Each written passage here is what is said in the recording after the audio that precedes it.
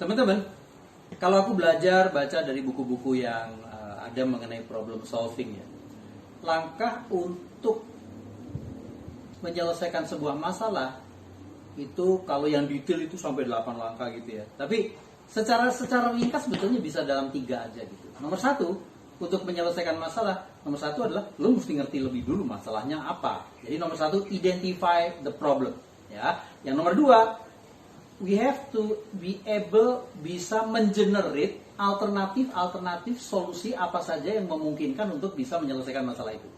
Yang nomor 3 adalah pilih salah satu di antara beberapa alternatif itu yang terbaik, kemudian hajar, eksekusi, gitu ya. Nah sekarang kita coba bicara mulai dengan yang nomor 1, identifikasi problemnya apa. Beberapa teman aku merasa mereka punya masalah, misalnya apa? Mereka punya masalah, mereka masih punya banyak sekali cicilan yang belum selesai juga. Oke? Terus kemudian misalnya mereka nggak punya tabungan. Gara-gara pandemi ini, udah 2 bulan pandemi berjalan, udah mulai nggak bisa makan, udah mulai ngos-ngosan kayak gitu ya. Yang ketiga misalnya Anda pengen berangkat haji, pengen beribadah gitu, tapi sampai sekarang UNH-nya belum terkumpul. Atau Anda masih ada kontrakan yang harus diperpanjang kontrak rumah tapi duitnya masih belum terkumpul. Anda masih belum punya cukup tabungan untuk menyelesaikan sekolah anak sampai dengan nanti mereka pada semuanya lulus S1 gitu ya. Nah, apakah itu problemnya? Kan langkah nomor 1 identifikasi masalah. Pertanyaannya, apakah itu masalahnya? Mungkin Anda bilang iya, tapi kalau aku bilang enggak gitu. Kenapa? Karena itu sebetulnya cuma gejala. Sekarang aku kasih analoginya ya. Kita sekarang kan lagi seru banget nih corona gitu ya, penyakit corona.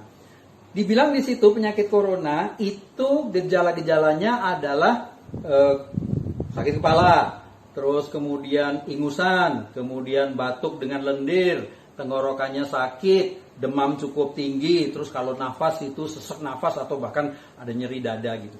Itu gejala teman-teman. Tapi penyakitnya apa? Penyebab penyakitnya apa? Virus corona. Nah, kalau yang diobatin hanya demamnya, atau hanya sakit kepalanya, atau hanya ingusannya, ya nggak selesai. Gitu ya guys. So, yang harus diselesaikan itu bukan gejala-gejala tadi itu, ya banyak cicilan nggak selesai-selesai, utang nggak rampung-rampung gitu, kartu kredit nambah terus. Itu cuma gejala, itu seperti demamnya si corona tadi itu. Jadi kalau gitu apa dong? Root cause-nya, akar penyebab masalahnya itu apa? Kalau menurut gue nih ya, Anda boleh nggak setuju sama saya. Tapi kalau menurut aku adalah penyebab utama dari masalahnya adalah penghasilan yang Anda miliki tidak bisa mencukupi kebutuhannya. Itu baru kebutuhan lo ya, belum keinginan ya.